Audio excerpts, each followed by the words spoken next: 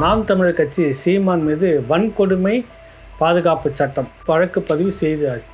இப்போ அடுத்தது கைது இருக்குங்களா? இதில் நான் இந்த ஆணையத்துக்கு ஒரு நன்றி சொல்கிறேன். நன்றி சொல்கிறீங்களா? ஆமாம், இந்த மாதிரி ஒரு ஆணையம் தமிழகத்தில்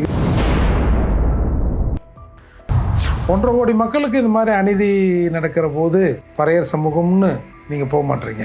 ஆனால் அப்படின்னு அந்த கம்யூனிட்டியில் எத்தனை பேர் இருக்கான்னு தெரியல. அந்த கம்யூனிட்டி மேலே இவ்வளோ கரிசனம் காட்டுறீங்க. இப்போ தலித் என்ற வார்த்தையை பயன்படுத்தக்கூடாதுன்னு தேசிய எஸ்சி ஆணையம் சொல்லியிருக்கு. அதை பயன்படுத்தினால் தவறு. ஆனால் எல்லாரும் அதான் சொல்லிட்டு இருக்காங்க. எம்பி உட்பட அதான் பேசுகிறாங்க. சீமான் மீது ஏதாவது ஒரு டிஸ்டர்ப் பண்ணிக்கினே இருக்கணும். சீமானை அரசு மீது குறை சொல்ல விடாமல் பார்த்துக்கணும். அரசு செய்கிற அந்த அநியாயங்களை சீமான் பேசாத அளவுக்கு பார்த்துட்டா போதும். ஏன்னா இன்றைக்கு பேசுகிறது சீமான் மட்டும்தானே. உண்மையிலே நம்ம முதல்வருக்கு இதெல்லாம் தெரியுதா தெரியலையா என்னன்னு நமக்கு தெரியல. என்னவோ இந்த துக்ளக் ஆட்சின்னு வாங்கல, அந்த மாதிரி ஒரு ஆட்சியாக நடக்குதா என்ன ஏது அப்படின்னு நமக்கு இதில் புரியல. எதுவாக இருந்தாலும் ஒன்று சீமானை பிடிச்சி உள்ள போட்டாருன்னா அந்த மனுஷன் செத்தா போயிட போகிறாரு. இன்னும் சிறையினா புதுசா?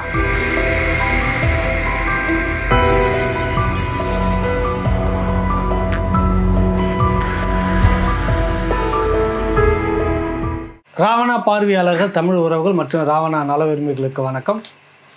பல்வேறு வேலைகளுக்கு மத்தியில் வந்திருக்கிறாரு புரட்சி தமிழகம் கட்சியினுடைய தலைவர் சகோதரர் ஏர்போர்ட் மூர்த்தி. வணக்கம். வணக்கம்மா. ரொம்ப அதிவேகமாக வந்திருக்கீங்க போல இருக்கு ஆஃபீஸுக்கு. சட்டையை பார்த்தாவே தெரியுது வித்தியாசமாக. ஆமை வேகத்தில் வந்தேன். அதிவேகமாக கிளம்பி ஆமையை விட கேவலமாக வந்தேன். எப்படி? எந்த சந்தில் திரும்பினாலும் 4 வண்டி நிற்குது. ஆனால் ஒரு சந்தோஷம் எனக்கு, முதலீடு ஈர்க்கிறாங்கல்ல.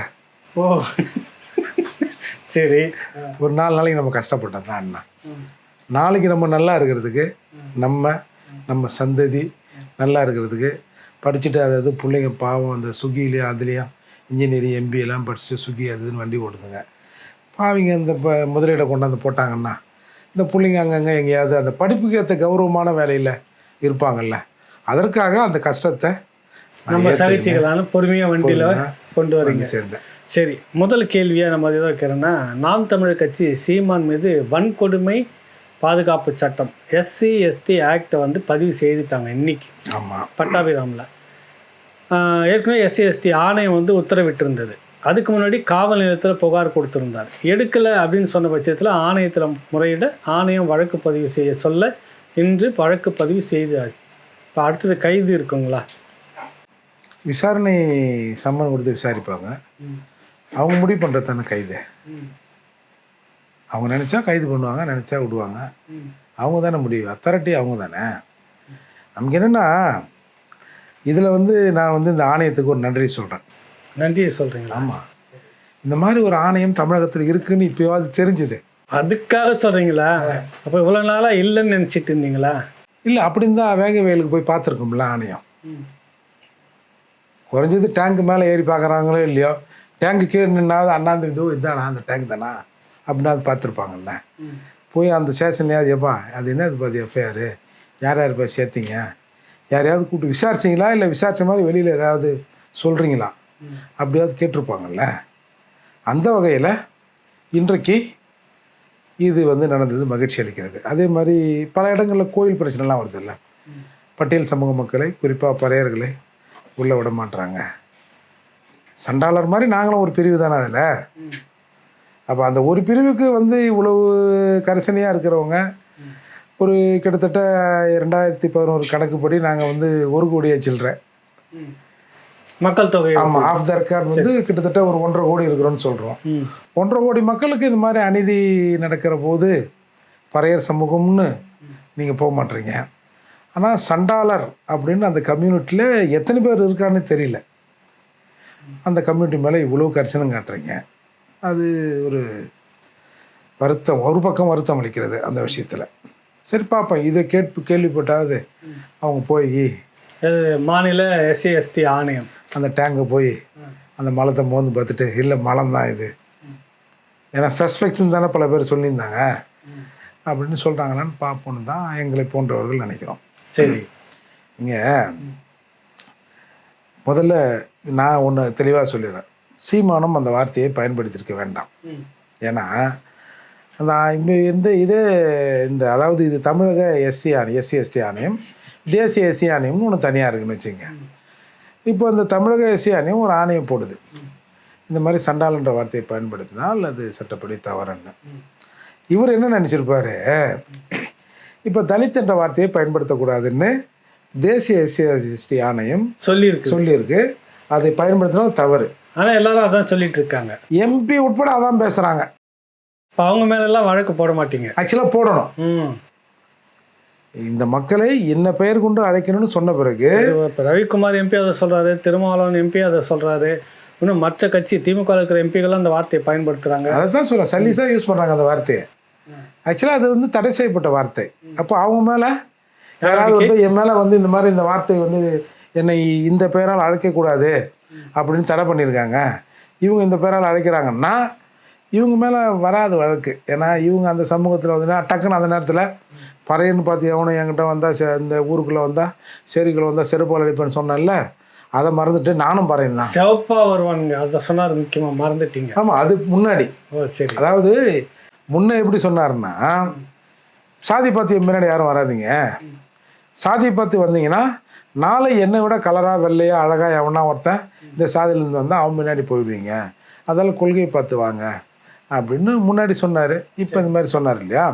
ஆக அந்த சீமான் வந்து அந்த வார்த்தையை பயன்படுத்துவது தவிர்த்திருக்கலாம். சரி. ஒன்றும் நாம் இப்போ இப்படி பார்த்தோம்னா நாம் ஒன்றும் புதுசாக அந்த வார்த்தையை தோண்டி கண்டுபிடிச்சி கூப்பிட்டாந்து சொல்லலை.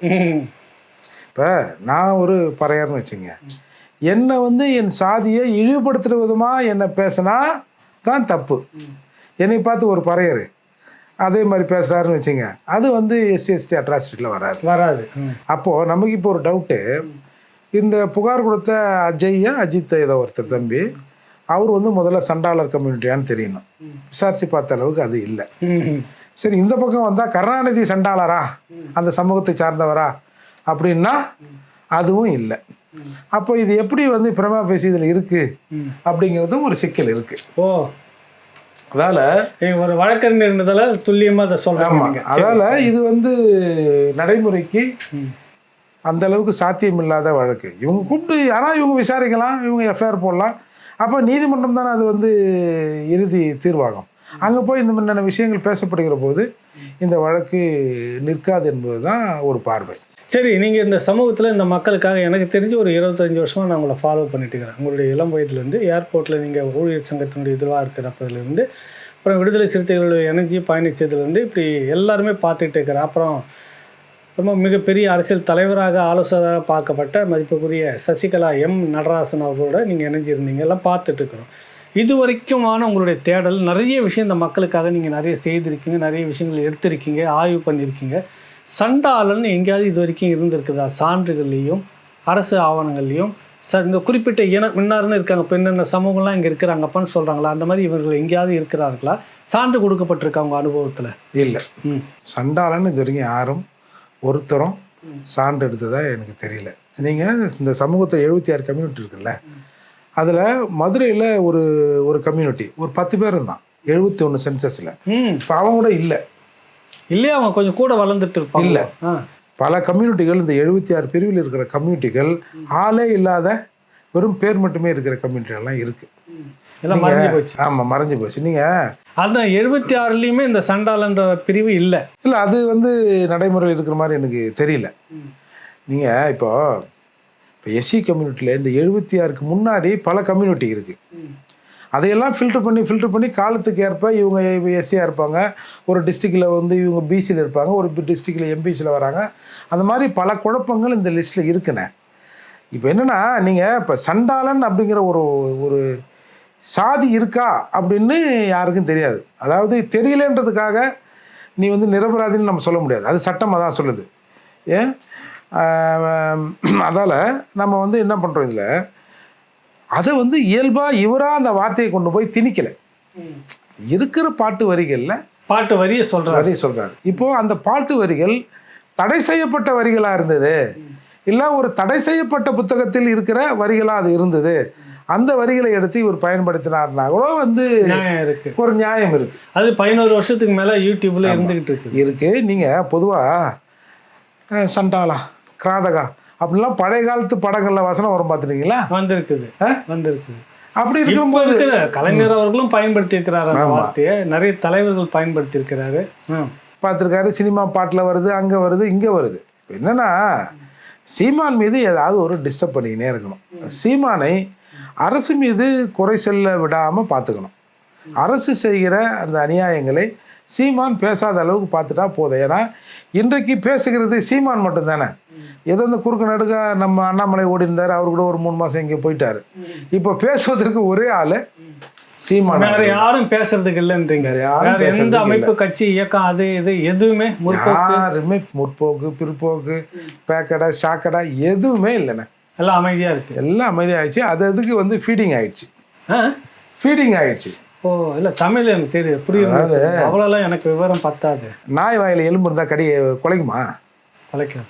அதுக்கு குலைக்கிறது முக்கியமா, எலும்பு முக்கியமா? எலும்பு முக்கியம். அப்புறம் புரியுது. அந்த மாதிரி பல விஷயங்கள் இந்த நாட்டில் நடந்ததால் அவங்கவுங்க அமைதியாக இருக்கிறாங்க. சீமான் வாயை அடக்க முடியல. அதனால் இப்போ என்ன பண்ணணும், இந்த வழக்கு போடணும், அதை வழக்கு போட்டு ஒரு ரிமாண்ட் பண்ணலாமான்னு ட்ரை பண்ணுறாங்க.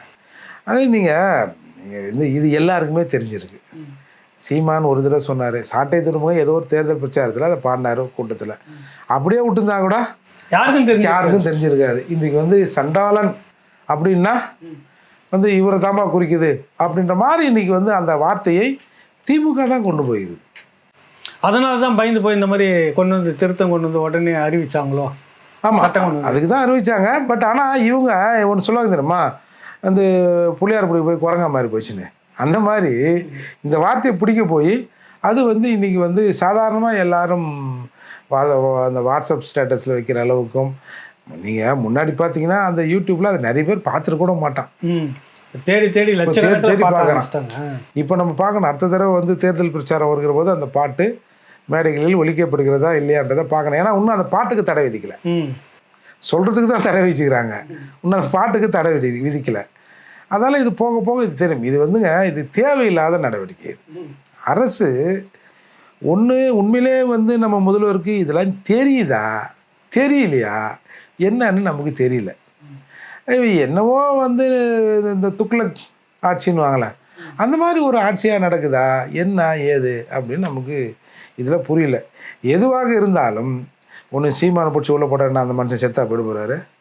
ஒன்றும் இல்லையே, இன்னும் சிறையினா புதுசா ஒன்றும் இல்லையா. இருக்குமே பல நாள்லேருந்து தொடர்ச்சி சிறைப்படுத்தி 2 வருஷம் உள்ள வச்சிருந்த ஒரு தலைவர் விரத்தாது. ஆமாம், அதாவது ஒரு இயக்கம் ஒரு தலைவர் சிறைக்கு போனால் அந்த இயக்கத்தின் தொண்டர்கள் பயந்து விலைக்கு போயிடுவான். ஆனால் இன்க்ரீஸ் ஆகினே வந்து இன்றைக்கி 35 லட்சத்தை தொட்டுச்சு இல்லை. நாங்கள் ஒன்றும் எமர்ஜென்சி காலத்தில் பயந்துட்டு லெட்டர் எழுதி கொடுத்துட்டு கரை வெஸ்டிலாம் தூக்கி எல்லாம் எரிச்சு போட்டு போன மாதிரி ஆட்கள் இல்லையே அவங்க. ஆமாம், யாரோ ஒருத்தன் காரில் ஏறி உட்காந்துங்கன்னு கார் ஓட்டி மாதிரி தேர் ஓட்டி மாதிரி அங்கே இங்கன்னு சுற்றிக்கின்னு யாரும் இல்லையே. நேராக நாம் தமிழ் பிள்ளைங்க நாங்கள் 2 மடங்கு நாங்கள் தான் கட்சின்ட்டு நிற்கிறாங்கல்ல. இப்போ நீங்கள் இப்போ சீமான் கூட ஒரு 1000 பேர் கைது பண்ணோம். இல்லைங்க ஏங்க நான் தமிழர், நான் நேற்று தாங்க இன்றைக்கி இல்லைங்க அப்படின்னு யாராவது சொல்லுவாங்களா? இல்லையே. சரி வாப்பா, ஆமாம் வாங்க. அப்படி தான் இன்றைக்கி வந்து ஒரு இளைஞர் பட்டாலும் தயாராகி இருக்கிறது. அது சீமானுக்காக இல்லை, சீமான் பேசுகிற அரசியலுக்காக, தமிழ் தேசிய அரசியலுக்காக. நாளைக்கு நான் ஒரு வார்த்தை கூடுதலாகவே சொல்கிறேன், நாளைக்கு சீமானே இல்லைன்னு வச்சிங்களேன், இந்த அரசியல் பேசப்படாமல் போயிடுன்னு நினைக்கிறீங்களா? பேசித்தான் இருப்பாங்க. இன்றைக்காவது ஒரு கட்டுப்பாடோடு இந்த அரசியல் பேசப்படுகிறது. ஏன்னா ஒரு தலைமை இருக்கு, அந்த மனுஷன் கண்ணாமண்ணான்னு திட்டிக்கிட்டு தீத்துருவார் இருந்தாலே அப்படின்னு அடக்கி பேசுவோம் சொல்லிட்டு இன்றைக்கி வந்து அந்த அரசியல் அடக்கி வாசிக்கப்படுகிறது. இங்கே இல்லைன்னா அது கட்டுக்கடங்காமல் போய் ஒரு 10-20 வருடங்களில் நிகழ வேண்டிய மாற்றம் 2-3 வருஷத்துல நிகழ்ந்தா கூட ஆச்சரியப்படுறதுக்கு இல்லை. அதனால் இதெல்லாம் பார்த்துங்க. ரொம்ப நாள் வந்து ஆட்சிங்கிறது 5 வருஷம் தானே, 5 வருஷத்துக்கு ஒரு தடவை சஃபில் ஆகும்ல. அதனால் அவங்கவுங்க தலைவிதியை அவங்களே முடிவு பண்ணிங்கன்னு தான் நம்ம சொல்லணும். கைது செய்தால் ஒரு வேலை அது எப்படி இருக்குன்னு நினைக்கிறீங்க? அவங்க நோக்கம் அதுதான் அப்படின்ற மாதிரி காய் நகர்த்துறாங்க. அடுக்கடுக்காக வழக்கு ஏதாவது விஷயங்கள்லாம் பேசிட்டு இருக்கிறாங்க. கிட்டத்தட்ட நோக்கம் அதுவாகத்தான் இருக்குதுன்னு நினைக்கிறாங்க. சரி, நீங்கள் கைது செய்றீங்க, நீங்கள் கைது செய்கிறீங்கன்னு வச்சுங்க. இப்போ வந்து சேலத்தில் மாணிக்கம் என்ற ஒரு ஒன்றிய செயலாளர் ஒரு பறையர் சமூக தம்பியை கண்ணாமண்ணான்னு பேசினார். என்ன நடந்தது? அவர் கைது செய்யப்பட்டார், சிறையில் அடைக்கப்பட்டார். எத்தனை நாள் அவர் உள்ளே இருந்தார்? இதில் என்ன பண்ணிடுவீங்க மேக்ஸிமம் நீங்கள்? ஒரு வருஷம், ஒரு வாரம், இல்லை ஒரு 10 நாள், அதுக்கப்புறம் பெயில் விட்டு தான் பெயிலில் கொடுத்துட்டீங்க ஏற்கனவே. ஆமாம், இந்த அரசு தான் எல்லாம். இப்போ ஏற்கனவே இன்னொரு நடைமுறையை இங்கே பின்பற்றப்படுகிறது. உயர்நீதிமன்றத்தில் போய் ஒரு டைரக்ஷன் வாங்குவாங்க. டைரக்ஷன் வாங்கி கீழ்கோர்ட்டுக்கு ஒரு டைரக்ஷன் வாங்கி அப்ராப்ரியேட் முடிவை கீழ்கோர்ட்டே பார்த்து எடுக்கட்டும் அப்படின்னு தான் சொல்லும். ஆனால் எல்லா கீழமை நீதிமன்றங்களும் எஸ்சி எஸ்டி வழக்கில் இப்போ பெயில் தராங்க. அப்போது இது நீதிமன்ற ப்ரொசீடிங்னு போனோம்னா ஈஸியாக அவர் வந்து பிணையில் வருவதற்கான வாய்ப்பு அதிகமாக இருக்குது. அப்படியே நீ ரிமாண்ட் பண்ணாலும் ஒரு 10 நாள் 15 நாளில் வந்துடுவார்ப்பா. அதுக்கப்புறம் என்ன நீங்கள் தான் அனுபவிங்க. இது ஒரு மிகப்பெரிய ஒரு தாக்கத்தையும் இப்போ நீங்கள் இப்போ இந்த சண்டாளன்ற வார்த்தை வந்து எஸ்சி பட்டியலில் வருது அப்படின்னா இப்போ எங்களை போன்றவர்கள் கொதிக்கணும்ல. சரிப்பா, நான் கூட நாம் தமிழருக்கு ஆதரவாக இருக்கிறேன். தமிழ்நாட்டில் எவ்வளோ இயக்கங்கள் இருக்கேன், ஏன் யாருமே வந்து சீமான் எப்படி இந்த வார்த்தையை பயன்படுத்தினார்? ஏங்க அவன் நேரடியாக இந்த சாதியை சொல்லி கேவலப்படுத்துகிறான். அவங்க ஆளுங்க வந்து நாங்கள் போட்ட பிச்சைங்கிறான். ஒரு ஜட்ஜை, ஒரு நீதி அரசரை நாங்கள் போட்ட பிச்சை. எப்பேற்பட்ட கும்பனாலும் அங்கே போய் கையை கட்டி நின்று நீதிபதியை நேருக்கு நேர் பார்க்கக்கூடாது தெரியுங்களா? ஆமாம், வக்கீலே பார்க்கக்கூடாது. இப்படி நிமிந்தெல்லாம் நேரடியாக ரொம்ப நேரம் பார்க்க முடியாது. அதுவும் வந்து குற்றம் சாட்டப்பட்டவர்கள் இல்லை குற்றவாளி கூண்டில் இருக்கிற சாட்சிகள் நேரடியாக பார்க்க முடியாது. அப்பேற்பட்ட மகத்துவம் வாய்ந்த அந்த பதவி நீ என்ன சொல்ற? நாங்கள் போட்ட பிச்சைன்ற. நான் போட்ட பிச்சை யார் வாங்குவா? இப்படி பேசுமா? பிச்சை இப்போ நீ வாங்கல, நான் வாங்குவல, அந்த பிச்சைக்காரர்கள் தானே பிச்சை வாங்குவாங்க. அப்போ நீதி அரசர்கள் அவங்க என்ன சொல்ல வராங்க? இப்போ நான் இப்படி சொல்கிறேன், ஒரு கொஞ்சம் சாதியை டிஸ்கிரிமினேஷன் பார்க்குற ஒருத்தன் கோர்ட்டுக்கு வரான்னு வச்சுக்கேன். என்ன இல்லையா ஜட்ஜி நம்மளா என்ன திருப்பி என்ன கொடுத்துருவாரா? ஏங்க அதெல்லாம் எஸ்சிங்க, நீதிபதி எஸ்சி. அப்படியா? எங்கள் கட்சி போட்ட பிச்சில் வந்து தான் அவர் இங்கே உட்காந்துங்கிறாரா அப்படின்ற எண்ணம் வருமா? வராது. உண்மையிலே உழைப்பால் வந்து சாதாரணமாக ஒரு ஜட்ஜாக இருக்க முடியாதுல்ல. முதல்ல நீ வந்து சட்டம் படிக்கணும், வக்கீலாக இருக்கணும், ப்ராக்டிஸ் பண்ணணும், அப்புறம் சீனியர் அட்வொகேட் ஆகணும். அதுக்கப்புறம் தானே நீங்கள் வந்து நீதிபதி ஆக முடியும். அது மேலே கரப்ஷன் எதுவும் இருந்துருக்கூடாது, அப்படி தானே ஆக முடியும். இல்லை மேஜிஸ்ட்ரேட் எக்ஸாம் எழுதணும், அப்படி தானே படிப்படியாக வர முடியும். எப்போ அவர் எஸ்சிப்பா கூப்பிட்டு 2 பேரை கலெக்டர் ஆக்கிட்டு 2 பேரை ஜட்ஜ் ஆக்கிட்டு என்னடா இது? அப்போது உங்களுக்கான எண்ணம் எப்படி இருக்குது? அப்போது அந்த திராவிடத்துக்கான எண்ணம் எப்படி இருக்குன்னு கேட்குறீங்க. அப்போ அந்த ஆட்கள் மேலாம் போடணும்ல. உடனே அதுக்கு இன்னொரு வார்த்தை சொன்னார் அவர், எங்கள் வீட்டில் வேலை செய்கிறவங்களாம் எஸ்சி தான், என் கார் டிரைவர் எஸ்சி தான், எங்கள் வீட்டில் வேலை செய்கிறவன் எஸ்சி தான், நான் டிஸ்கிரிமினேஷன் பார்க்குறது அதுவும் தப்பு தானே. அதுக்கும் வழக்கு போட்டிருக்கணும்ல. அந்த நேரத்தில் அந்த மாநில ஆணையம் எங்கே போயிருந்தது அப்படின்ற கேள்வி வருதா இல்லைங்களா? நிச்சயமா. ஏன்னா அவங்களுக்குலாம் என்ன வேலை? இப்போ நீங்கள் பல வந்து இந்த மாதிரியான அமைப்புகளில் ஆளுங்களை போட்டிருக்காங்க. நீங்கள் இந்த நம்ம மனித உரிமை ஆணையம்னு ஒன்று இருக்குது தெரியுமா? ஆமாம், தெரியுமா? பார்த்துருக்கீங்களா? ஆமாம். ஒருத்தர் அண்ணாச்சி கடைசியாக ஒரு ப்ளூ கோட் போட்டுன்னு வந்தார். யாரை பார்க்க போனார்? செந்தில் பாலாஜியை பார்க்க போனார். மனித உரிமை அங்கே பாதிச்சிருச்சு. ஆமாம், கையெல்லாம் சிறப்பெல்லாம் இருக்குது. அதுக்கப்புறம் இது வரைக்கும் ஒன்று காணும். நடந்து போய் ஆமாம், மனித உரிமைகள் தமிழகத்தில் பாதுகாக்கப்படுதுன்னு தானே அர்த்தம். அதனால் இவங்க என்ன நினைக்கிறாங்க, இவங்க ஏதோ ஒரு சிந்தனையில் இருக்கிறாங்கண்ணே. அதாவது பேப்பரை பார்த்து படிக்கும்போது வேறு ஏதோ படிக்கிறாங்கல்ல, அதுலேருந்து தெரியுதுல்ல, வேறு ஏதோ ஒரு சிந்தனையில் இவங்க இருக்கிறாங்க. இவங்களுக்கு வந்து யாரும் போய் சொல்கிறதுக்கும் இல்லை, சொல்லுகிற தகுதியும் யாருக்கும் இருக்குதான்றது சந்தேகமாக இருக்குது. ஏன்னா அந்த தகுதிகள்லாம் இருந்தால் நாம் ஒரு ஐஏஎஸ், நாம் ஒரு செக்ரட்டரியாக இருக்கணும், நாம் ஒரு பிஏவாக இருக்கணும். நாளை பின்ன இவங்க வந்து தெளிஞ்சு ரியாக்ட் பண்ணி நம்மளை கேட்டாங்கன்னா என்னங்க இந்த மாதிரிலாம் நடந்திருக்கு என்ன அப்போது இங்கே இருக்கிற அதிகாரிகள் ஒன்று தெளிவாக முடிவு பண்ணிட்டாங்க, இவங்க எந்த காலத்திலும் இவங்களுக்கு தெரியாது, நம்ம செய்கிறது தான் அப்படின்ற நிலையில் தான் இன்றைக்கி வந்து தமிழ்நாடு அரசு இருக்கிறதா எல்லாரும் சொல்கிறாங்க. இது வந்து ஒரு அரசுக்கு நல்லதில்லை. என்னை பொறுத்த வரைக்கும் நாம் வந்து திராவிடத்துக்கு எதிராக எவ்வளோ கருத்துக்களை பேசினாலும், இல்லை திமுக செய்கிற செயல்களுக்கு நாம் வந்து எதிர்வினையாக பேசினாலும், திமுகன்னு ஒரு கட்சி இருக்குன்னு நான் நினைக்கிறேன். நாளைக்கு 26க்கு அப்புறம் ஒரு எதிர்க்கட்சியாவது அவங்க இருக்கணும்.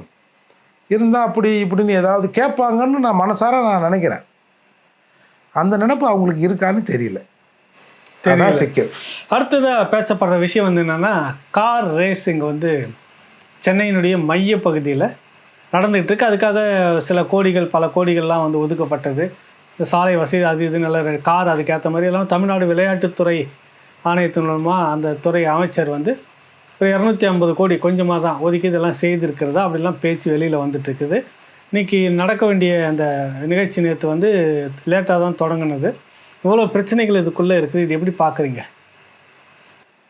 பார்த்ததால வந்த விளைவு தானே இது.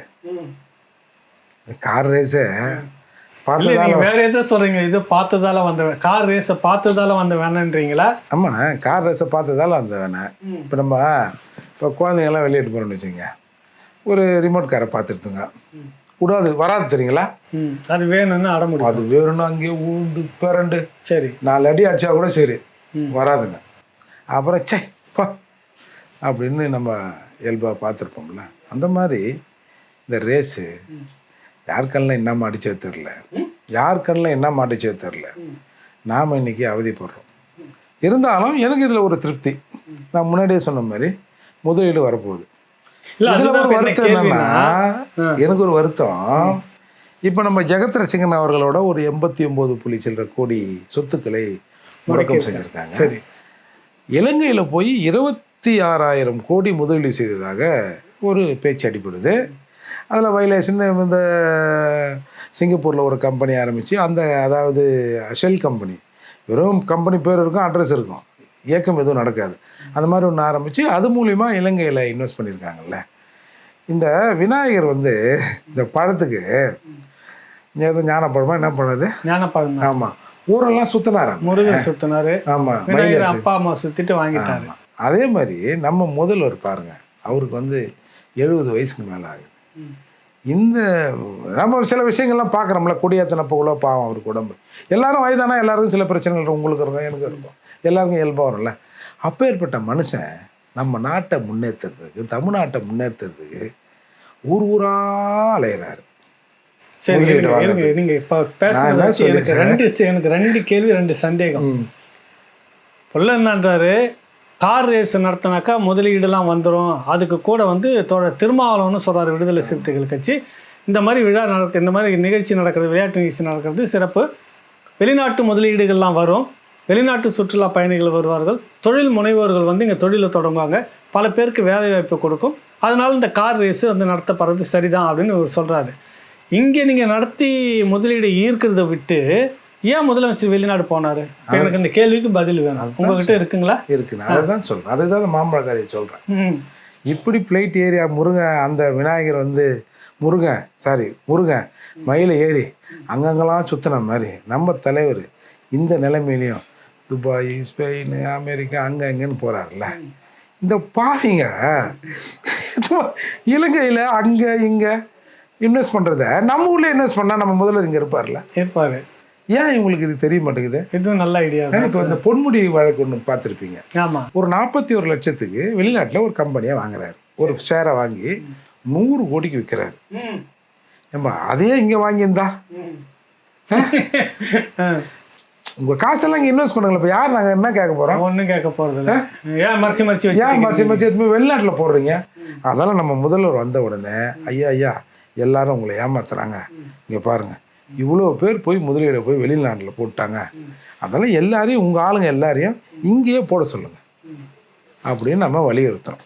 இப்போ இன்னொன்று இந்த கார் ரேஸ், ஏன்னா இப்போ நீங்கள் ஒரு 85 கோடியை போன தேர்தல் நிதியாக ஒரு கம்பெனி கொடுத்ததுண்ணே. அது வந்து ஹைதராபாத்தை சேர்ந்த கம்பெனி, அதோட ஓனர் வந்து பிபி ரெட்டி, அவர் வந்து கொடுக்குறாருண்ணே. யாருக்கு தேர்தல் நிதியாக கொடுத்து? திமுகவுக்கு. சொல்லுங்க, வேறு யார் இப்போ அதிமுக வாங்கிடுமா போய்? சரி ஏங்க அந்த தேர்தல் பத்திரத்தில் ஏன்னா அதிகமாக வந்து திமுக தானேங்க தேசிய கட்சியால் பாஜகவுக்கு அடுத்ததுன்னு சொன்னாங்க. ஆமாம், அதில் இப்போ லாஸ்ட் இயரில் வந்து 2023 ஹைதராபாத்தில் இந்த ஷோவை நடத்தினாங்க. அப்போது நமக்கெல்லாம் பெருமை, நம்ம தமிழ் சினிமாவில் நடித்த ஒரு நடிகை நிவேதா பெத்ராஜ். அந்த அம்மா தான் அந்த கம்பெனிக்கு அம்பாசிடர். இப்போ அம்பாசிடர்னா தெரியல, நம்ம அந்த ஒரு யார் அமிதாப் பச்சன்லாம் சில கம்பெனிக்கு அம்பாசிடராக இருப்பாங்க. அந்த விளம்பரம் அந்த கட்சிக்கு பிரதான முகவர், அந்த விளம்பரம் அதில் வருவாங்கல்ல. அந்த மாதிரி அந்த அக்கா யாருங்க? அந்த நிவேதா பெத்ராஜ் அக்காவா தங்கச்சியா தெரியல எனக்கு, சொல்லுங்க. சரி, பொண்ணா வேணாம், அந்த பிரச்சனை வேணாம், பேர் மட்டும் சொல்லுங்க. ஆமாம், அது வந்து அதில் வந்து அம்பாசிடர். அப்போது இவங்களுக்கு வந்து இந்த ரெட்டி இருக்கார்ல, அவருக்கு வந்து 2 பொண்ணுங்க. அதில் வந்து மேகான்னு ஒரு பொண்ணு. அந்த பொண்ணோட புருஷன் வந்து ஹைதராபாத்தில் மோட்டார் ரேசிங் ப்ரைவேட் லிமிடெட்னு ஒரு கம்பெனியும், ரேசிங் ப்ரொமோஷன் ப்ரைவேட் லிமிடெட்னு ஒரு கம்பெனியும் ஆரம்பித்தாங்கண்ணே. அதில் வந்து இவங்களுக்கு 86 கோடி தேர்தல் நன்கொடையாக கொடுத்தவருடைய மகள் நடத்துகிற கார் ரேஸ் கம்பெனி. தப்பாக சொல்லாதீங்க, கேஸ் வாங்கிடுங்க. 85 கோடி. ஒன்று கூட, அதுக்கு கூட கேஸ் போடுவீங்க. வேற என்ன, 1 கோடி அப்புறம் அதிகமாக சொல்லுங்கள். 85 கோடி நன்கொடை வாங்கின அந்த அவரோட மகள் நடத்துகிற கட்சி இது, கம்பெனி இது, கார் ரேஸ். சரி, அந்த கம்பெனி 2022 ஒரு ரேஸை ஹைதராபாத்தில் நடத்துச்சு. இந்த அக்காவுக்கு என்ன ஆசைன்னா, நம்ம இங்கே திரைப்படத்தில் நடிச்சிருக்கோம், இங்கே நடத்தணும்னு ஒரு ஆசை. அதுக்காக அம்பாசிடர் அக்காவுக்கு நீங்கள் அப்படி போகிறீங்க, ரெட்டியோட மகளுக்கு. சரி, அவங்க மகளுக்கும் மருமகனுக்கும் ஒரு ஆசை. அதால் வந்து அவங்க இங்கே பார்த்துருக்குதுட்டு சரி ஒரு ரேஸ் ஒன்று விடுவோம். அப்போ நீங்கள் வந்து, ஏன்னா நம்ம முதலமைச்சர், நம்ம விளையாட்டுத்துறை அமைச்சர் வந்து விளையாட்டில் நல்லா தீவிரமானவர் இல்லை. அவர் வந்து ஏற்கனவே செஸ் போட்டிலாம் நடத்துனாரு, பார்த்தீங்கல்ல, அது என்ன மாதிரி நடந்தது, மோடியெல்லாம் கூப்பிட்டுட்டு வந்து யார் யாருக்கு சிறப்பு செஞ்சாங்க அப்போல்லாம் நம்ம பார்த்தோம் இல்லையா.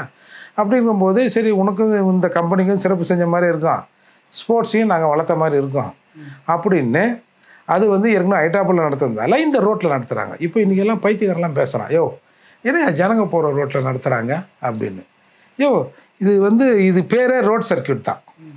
ஒரு இடத்துல ஆரம்பித்து ஒரு இடத்துல திரும்பி முடிஞ்சிடும். 3.5 கிலோமீட்டர் தான் அது. அதால் நாங்கள் ஹைதராபாத்தில் நடத்துன மாதிரி இங்கே நான் உனக்கு நடத்தி காட்டுறேன். நீங்கள் ஒரு பழைய விளம்பரம் ஒன்று இருக்கும். ஒரு பொம்பளை வந்து இந்த முன்னாடிலாம் மெட்ராஸ் கார்பரேஷன் எம்சின்னு ஒரு கல் ஒன்று இருக்கும் பார்த்தீங்களா, பிளாட்ஃபார்மில். அந்த கல்லை வச்சு துணி துவைச்சினே இருக்கும். ஒருத்தன் ஒரு கட்சிக்காரன் துண்டை போட்டுக்கிட்டு வருவான், நீ ஒன்றா பாரு, இந்த கல்லை தானே உனக்கு ஒரு நாளைக்கு வீடு கட்டி தரம்பார் அப்படின்வான். அந்த மாதிரி அரசாங்கம் அவங்களுக்கு சரி ஒன்று நடத்திப்பா அப்படின்னு நடத்துகிறாங்க. இதில் என்ன உங்களுக்கு பிரச்சனை? வரவேற்க வேண்டியது. நான் அதை தான் சொல்ல வரேன். நீங்கள் இங்கே வந்து விளையாட்டை நடத்தி முதலீடுகள்லாம் இங்கே இருக்கிறதுல விட்டுட்டு இவர் ஏன் முதலமைச்சர் தேவையில்லாமல் அமெரிக்கா போகிறாருன்னு கேட்குறப்ப அது குத்தமான்ற ஏமாத்துறாங்க முதலமைச்சரை. அவர் அந்த பக்கம் வண்டியை தேங்கிச்சிட்டு இந்த பக்கம் இவங்க தனியாக முதலீடு இழுக்கிறாங்க உட்காந்த இடத்துல இருந்து. அதாவது அப்பா எவ்வழியோ புள்ள எவ்வழி. எங்கள் அப்பா வந்து ஊரெல்லாம் போய் முதலீடை ஈக்கிறதுக்கு மயிலில் போனார், நான் இங்கே உட்காந்துங்கன்னா இங்கே நடத்தி முதலீடை இழுக்கிறேன்றாரு. இது என்ன உங்களுக்கு? இப்போ நீங்கள் இதெல்லாம் கூட விட்டுருங்க. இப்போ இன்றைக்கு தமிழ்நாட்டில் இந்த கார் ரேஸை பற்றி ஒரு விழிப்புணர்வு வந்திருக்கா இல்லையா? வந்துருச்சு. இப்போ சத்தியமாக எனக்கு கூட இந்த கார் ரேஸை பற்றி தெரியாது. கார் ரேஸை பற்றி தெரியுதால் அது பின்னாடி இருக்கக்கூடிய அந்த நடிகை பற்றி பேச்சு வந்ததா சொல்லுங்கள். எல்லாத்தையும் பற்றி தானே. சரி, இப்போ மூளை வரைக்கும் நோண்டி எடுக்கிறானுல்ல. சரி, எடுத்து யார் இந்த ரெட்டி யார், என்ன பண்ணார், போனார், வந்தார், காருக்கு எத்தனை டயரு, எவ்வளோ காஸ்ட்லியான காரு, எப்படி என்ன ஏதுன்னு இன்றைக்கி ஒரு விழிப்புணர்வு வந்திருக்குல்ல. அதுக்கு நம்ம பாராட்ட தானே வேணும். இப்போ நம்ம திருமாவளவன் கூட சொன்னார் இது ஈர்க்கிறதுக்கான வழின்னாரு. சரி, நல்ல விஷயம் தானே. இந்த நல்ல விஷயத்தை நீங்கள் முதலமைச்சர் சொல்லியிருந்தால் அவர் பயணமே வேண்டியதில் நின்றுட்டு இருப்பார். அங்கே போய் ஒவ்வொருத்தட்டையும் பேச்சுவார்த்தை நடத்தி அங்கங்கே கூப்பிட்டு அதுக்கு ஒரு பெரிய விமர்சனம் வந்துட்டு இந்த கம்பெனியெல்லாம் இந்தியாவிலே இருக்குது, இங்கேயே கூப்பிட்டு ஒப்பந்தம் போட்டுருக்க வேண்டியதானே, இதுக்கு எதுக்கு அமெரிக்கா போய் அங்கே உட்காந்துட்டு ஒப்பந்தம், இவ்வளோ பேர் அவருக்கு வந்திருக்காது இல்லை. நீங்கள் இப்படி சொன்னீங்கன்னா நாங்கள் இப்போ இதே கம்பெனி இங்கே போட்டோன்னு வச்சுங்க, எடப்பாடி வெளிநாடுக்கெலாம் போனார் தெரியும்ல, போய் வெளிநாட்டுக்கு போய் முதலீடு இழுத்து வந்தார். நீங்கள் என்ன அங்கே குண்டி செட்டிலே குதிரை ஓட்டுறீங்க, நீங்கள் இப்படியே இங்கேருந்து பணத்தையே இப்படி குத்துறீங்களா அப்படின்னு யாராவது கேட்டுருவாங்கல்ல. அதுக்காக நாங்கள் வெளிநாட்டுக்கு போயிட்டு அங்கேருந்து அப்போ 2 வெளிநாடு முதலீடுகள் தமிழ்நாட்டில் கொட்ட போகுது. நிச்சயமாக. சரி, ஏற்கனவே கோயம்பேடில் ஒன்று கொட்டியிருக்கணும். கோயம்பேடுல ஒன்று கொட்டியிருக்கணும். ஓ, இந்த அன்புமணி இருக்காரு, அவர் வாயை வச்சு கம்மியாக இருக்கக்கூடாதா? டாக்டர் அன்புமணி. ஆமாம், அவர் வந்து அங்கே அதை கட்டக்கூடாது இதை கட்டக்கூடாது, பார்க் வரணும் பூங்கா வரணும் அது வரணும் இது வரணும்னு இடையில பூந்து காட்டத்தை கழிச்சு விட்டார். இல்லைன்னா இந்நேரம் பார்க் அங்கே வந்திருக்கும், பூங்கா வந்துட்டு இருக்கும். பூங்கா இல்லை, ஒரு பெரிய மால் வந்திருக்கும். ஓ சரி. நம்மளாம் அழகாக போய் ஜாலியாக அங்கே வந்து ஊரை சுற்றி சுற்றி பார்த்துருக்கலாம். பப்பு வந்திருக்கும், அது வந்திருக்கும், இது வந்திருக்கும். இதெல்லாம் கெடுத்து விட்டாங்க. நமக்கு என்னென்னா இப்போ பல பேர் வந்து என்ன சொல்கிறான், எதுக்கு வந்து அங்கே ஹாஸ்பிட்டல்லாம் இருக்குது, எதுக்கு அங்கே ரேஸ் விட்றீங்க? 3 ரேஸு 3 அதாவது 3 ஸ்லாட்டு 3 வந்து அங்கே 3 சுற்று அங்கே நடக்குது, 2 சுற்று இங்கே நடக்குது. இல்லை இப்போ நம்ம நாட்டுக்காக நம்ம கொஞ்சம் கஷ்டப்படலாம்ல. அது கரெக்டு, இல்லைன்னு சொல்ல வரல. ஆனால் இவங்க சொல்கிற மாதிரி 3 நாள் 4 நாள் கஷ்டம் இல்லை, கிட்டத்தட்ட 1 மாதமாக வந்து அந்த பக்கத்தை பிளாக் பண்ணி அது ஒன்றுமே ஆக்கிட்டாங்க. யாரும் அந்த அளவுக்கு யாரும் போய் அது பெரிய அளவில் யாரும் இந்த மக்களுக்கு இது இவ்வளவு தொல்லை கொடுக்குதுன்னு யாரும் எடுத்து போட மாட்டாங்க. பரந்தூரில் ஏகனாபுரம் விவசாயிகள் குறிப்பாக பெண்கள் எல்லாம் ஒன்றா கூடிய இடத்துல போராட்டம் 675 நாள் நடத்திங்கிறாங்க. அந்த மாதிரி ஒரு போராட்டம் நடத்துகிறப்ப போக்குவரத்துக்கு இடையூறாக நீங்கள் இருக்கிறீர்கள்னு பெண்கள் மேலேயும் பெரியவங்க மேலேயும் வயசானவங்க மேலேயும் வழக்கு நேற்று வழக்கு பதிவு. போக்குவரத்துக்கு இடையூறு. அப்போ இங்கே 1 மாதமாக பண்ணிட்டு இருக்கிறதுக்கு யார் வழக்கு போடுவாங்க? ஏங்க நாங்கள் அரசாங்கங்க. ஏங்க நீங்கள் இப்போ தமிழ்நாட்டில் எவ்வளோ ஹைவேஸ் இருக்கும், எவ்வளோ உங்களுக்கு சாலைகள் இருக்கும். ஒரே ஒரு 3 கிலோமீட்டர் ரோடை வந்து எங்கள் ஆசைக்கு நாங்கள் பயன்படுத்தக்கூடாதா? மிச்ச ரோடெல்லாம் ஜனங்க பயன்படுத்துகிறீங்கள, இருங்க. இப்போ பாருங்கள், இப்போ அங்கே இருக்கிற கம்பெனிகள்லாம் ஒர்க் ஃப்ரம் ஹோம் கொடுத்துருக்கோம், நல்லது தானே? வீட்டில் இருந்து வேலை செய்யுங்க. உங்களுக்கு இது வந்து நாடு முன்னேறணுமா வேணாமா? முன்னேறணும். நீங்களா ஆன்டி தமிழ்நாடா? இல்லையே, நாடு முன்னேறும் தான் நினைக்கிறேன். அப்புறம் என்ன, அதுக்காக வந்து அல்லும் பகலும் அப்பா ஒரு பக்கம் கஷ்டப்படுறாரு, புள்ள ஒரு பக்கம் கஷ்டப்படுறாரு. எவனோ ஒரு டாக்டர் போய் கேஸை வேற போட்டு விட்டான். இதில் இந்த மாதிரி ஓமந்தூரார் மருத்துவமனை இருக்குது, அது வந்து கிட்டத்தட்ட 130 டெசிபிள் சவுண்டு வரும், சவுண்ட் வந்தால் ஆப்ரேஷன் பண்ணவங்களாம் அபேஸ் ஆகிடுவான் அப்படின்னு ஹாஸ்பிட்டலில் ஒட்டின மாதிரி தான் வண்டி ஓடுது. ஆமாம் சரி. உடனே அதுக்கு என்ன சொல்லிட்டாங்க, எங்கள் 50 மீட்ரு இல்லைங்க 200 மீட்டருக்கு மேலே, அதாவது இந்த முனையில் 50, எதுக்கு நீ இந்த முனையில் அளக்குற? காம்பவுண்ட் இந்த லாஸ்ட் வரைக்கும் போதில்ல, டிவி ஸ்டேஷன் தாண்டி அளந்து பாரு, ஹாஸ்பிட்டலுக்கு வந்து 200 மீட்டருக்கு மேலே இருக்குது. அப்புறம் என்ன அப்படின்னு எல்லாத்தையும் சொல்லி கிள்ளி இன்றைக்கி உத்தரவு வாங்கிட்டாங்க. இந்த இறுதிக்கட்ட பாருங்கள், இறுதிக்கட்ட போராட்டத்தில் முந்தானத்து ஒரு பிஜேபிக்காரர் ஒருத்தர் போய் கேஸை போட்டு விட்டார். அது அவசர வழக்காக விசாரிங்கன்னா மறுநாள் விசாரிக்கிறேன்ட்டு இல்லை எல்லா விதிமுறைகளும் பின்பற்றப்படுது அப்படின்னு நீதிமன்றமும் சொல்லிடுச்சு. அப்புறம் வேற என்ன சொன்னா நம்ம கேட்டுட்டு தாகணும். அது ஒன்றும் சொல்லலை, நீதிமன்றத்தை ஒன்றும் சொல்லலை. இல்லை நீங்கள் நடக்கிறது இல்லை, நீங்கள் ஒன்று சொல்லுங்க. வந்து காழ்ப்புணர்ச்சி கொண்ட ஒரு 4-5 பேர் பேசினுக்கிறானே தவிர இவ்வளவு மக்கள் பாதிப்புக்குள்ளாகணும்னு எந்த மக்களாவது அதுக்கு எதிராக போராட்டம் பண்ணாங்களா? இல்லையே, பண்ணல. இல்லைங்களே, எந்த கட்சியாவது பண்ணுதா? எந்த கட்சியாவது பண்ணுதா? பிரபலமான நடிகர்கள் 10 பேருக்கு மேலே ட்விட்டரில் வந்து வாழ்த்து சொல்லிட்டாங்க, பாராட்டி இருக்கிறாங்க. அப்புறம் இதுக்கு மேலே என்ன? அவனுக்கு நமக்கு 2 பாஸ் வந்திருக்காதா அப்படின்னு தானே பாஸ் வந்தா 2 வார்த்தை அங்கே 4 மைக்கு வரும்போது உதயநிதி அவர்களால் இந்த செயல் வந்து உலக வரலாற்றில் எழுதப்பட்டிருக்கு, இன்றைக்கி தமிழ்நாடுன்னா உலக லெவலில் தெரிஞ்சிருக்கு அப்படின்னு 2 வார்த்தையை பெருமையாக பேசிட்டோம்னா அவங்க பார்வை நம்ம மேலே படாதா அப்படின்னு இருக்கிற நடிகர்கள் அப்படி தான் இருப்பாங்க. அதால் நீங்கள் வந்து திரும்ப திரும்ப இந்த கார் ரேஸை குறை சொன்னீங்கன்னா நம்மலாம் வந்து ஆன்டி தமிழன், ஆன்டி தமிழ்நாடு பார்த்துங்க. நல்லது. உங்களுடைய நேரத்துக்கு மத்தியில் நேரம் ஒதுக்கி ராவணா பார்வையாளர்களுக்காக நேர்காணல் கொடுத்துருக்கீங்க. நன்றி, வணக்கம். வணக்கம்.